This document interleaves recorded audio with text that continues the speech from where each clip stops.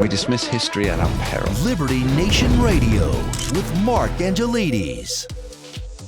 The age of technology is well and truly upon us, but surely there must be more to advancing technology than getting our eyeballs hooked on Netflix. Now, I'm very fortunate to have with us to discuss the technological advancements and how that might play a role in the upcoming Trump administration, especially with the creation of the Department of Government Efficiency. We're very fortunate to have with us John Bright, who's the founder and CEO of MedClaims Compliance Corporation. And he's got some, as far as I'm concerned, some very fascinating things to tell us about what he's been doing to develop a new algorithm that will impact med claims. John, thanks for being here. You're welcome. Thanks for having me. So, John, would you like to tell us a little bit about your algorithm and what it does? Sure. I'm an old Silicon Valley guy from the 90s, and I developed an electronic medical record system in around 2002. And in the process of doing that, toward the end of that decade, the Medicare mandate that started in 2010 caused electronic medical record functionality to become more complicated. And to get the certification for Medicare for my software, I had to comply with what Medicare wanted and the functionality requirements for that mandate. But I knew, as a software designer architect from the 90s, I knew it was going to destroy usability for clinicians, and they would be challenged in trying to switch to more complicated software EMR systems in 2010 and 2011 and beyond. So I sold the company and started looking for a solution to the problem of electronic medical records. And that's how this all got started. And now the algorithm that you've developed, this is being debated in Congress at the moment as part of an uptake. Is that about right? Yeah, that's right. So during Trump's first administration, Medicare reached out to us and realized what the technology at that time in 2016 was capable of doing. I uh, started it in 2012, so 12 years ago, right? And I made it work to where it would generate medical records in an ambient, conversation between a patient and a patient and a physician. So I could build a chart, and then in 2014, my physicians, who were all in Nevada and California at the time, asked me to start coding for them, the claims coding, because of the ICD-10 change deadline. And I incorporated that into it at that time as a result. And so now I'm doing the medical record of live encounters between Medicare beneficiaries and their contracted physicians with Medicare. And now I'm coding the claims. And so I just said, well, I'll just go one step further and build a rules engine on the back end of it that will advise the physicians about compliance guidelines that they're in or out of, like medical necessity requirements and so on. So I built the whole thing end to end, and that's how Medicare found out about it.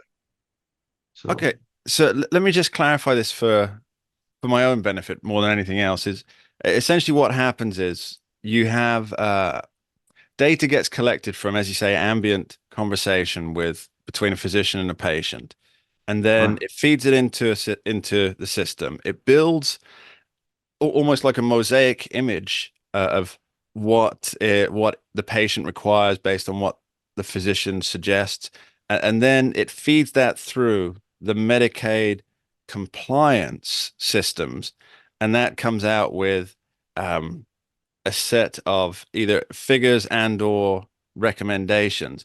And essentially what that does is that cuts out everything in between, which cuts out all the back and forth and negotiations. Is that right? Yeah, that's one way to look at it. So, in the United States, Medicare has very well published and Mm. accessible guidelines for everything, claims compliance, coverage determinations, medical necessity requirements, and reimbursable codes, right? So, with all that being in the algorithm, if I capture the point of care conversation between the beneficiary and the provider, and then I had to teach doctors how to talk to a patient in such a way where they were getting from the patient what they needed in the medical record. Like one example would be a physical examination. So if your doctor's examining you in their exam room, they'll do a respiratory exam and tell you to breathe in and breathe out while they have the stethoscope on your chest or your back, listening to your lungs on both sides. But then they turn to the electronic medical record and just input the findings without really saying a whole lot to the patient. Sure. So what I taught my doctors to do was tell the patient exactly what you're finding in the respiratory exam. Are their lungs okay on both sides? Are they clear? No wheeze or rails, or you don't hear congestion? Well, then tell them so I can capture that and turn that into your note for you that you're required to input in the EMR for Medicare. Okay. That worked very well. Yeah. Well, it seems to me to be a almost a point of necessity that doctors should say if they hear something in your lungs, rather than turn around and write the notes, they should let you know what it is. I mean, I get Yeah. they don't want to overload a patient with too much information, but it's the Yeah. patient's body, right? They Yeah. kind of need Yeah. to know. So yeah, usually if when they do have that discussion, it's about something that's, an abnormal finding, something that they hear that's Sure, maybe wrong, or they'll do the exam and say, okay, your radial pulses are normal, your heart sounds good, regular rate and rhythm, no murmur. That's normal findings. So I still need them to say that stuff to them. sure. So, they're required to chart normals versus abnormals, according to Medicare's guidelines. And when they do that, the way we train them, we can build a complete medical record out of that entire ambient conversation. That's pretty So, fascinating. I think what I'd really like to know here is what are the eventual outcomes should your algorithm be adopted and put into practice across the Medicaid system?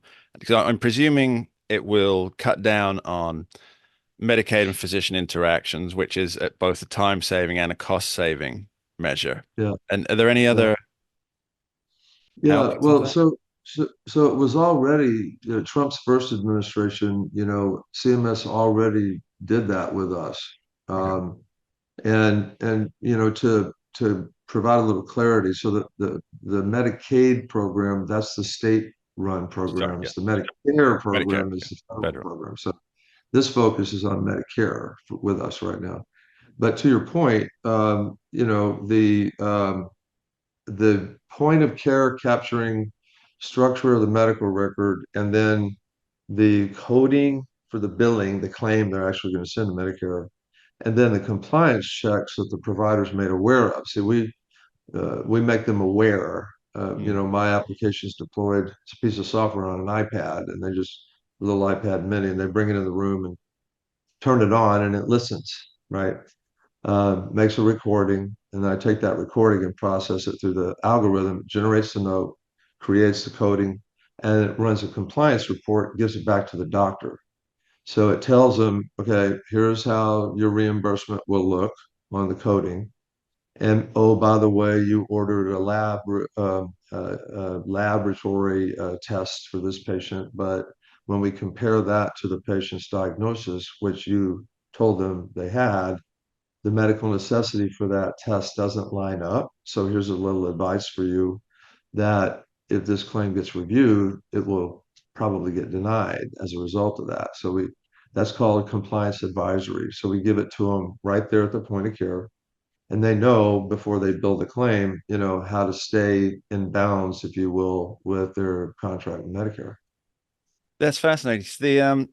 With the Department of Government Efficiency, DOGE, coming in, Yeah, or presumably coming in, at least at some level in the federal structure, uh, what you have is that Vivek Ramaswamy and Elon Musk, they've got this almost this guideline to cut waste wherever possible, and it's largely understood, I think, that two-thirds of government spending is like compulsory spending. And so it's really the final third, which is the discretionary spending, that they've been expected to kind of tinker around the edges of to try and cut yeah, that down. But they've talked about using AI and using technology models to sweep through government departments and find inefficiencies, find things that are out, or nexi, is that the plural of nexus? Nexus, find many points Right, of meeting right. that Yeah, could be either superfluous or double yeah, tasked. right. Um, but what your algorithm appears to do, that seems to be focusing on things within the compulsory spending, within that two-thirds that's thought pretty much inviolate. Um, Yeah. so isn't that if if this does get fully adopted, it kind of opens the floodgates, doesn't it, to a root and branch reform on how all spending is looked at, doesn't it? Well, I don't know about all, but the when CMS found out about my technology in 2016, they found out because they audited all of my doctors, and the reason that they did that was because uh, doctors that are on our platform are 100% or better, more efficient than they are when they're doing the EMR data entry themselves. So they move faster, more focused patient care. They see more patients. So if you're Medicare and a doctor's claims volume suddenly goes way up, Sure. you're going to get what's called post-pay reviewed. So all of my doctors did, and when that happened, Medicare looked at the medical records and the claims data and found them to be 100% clean.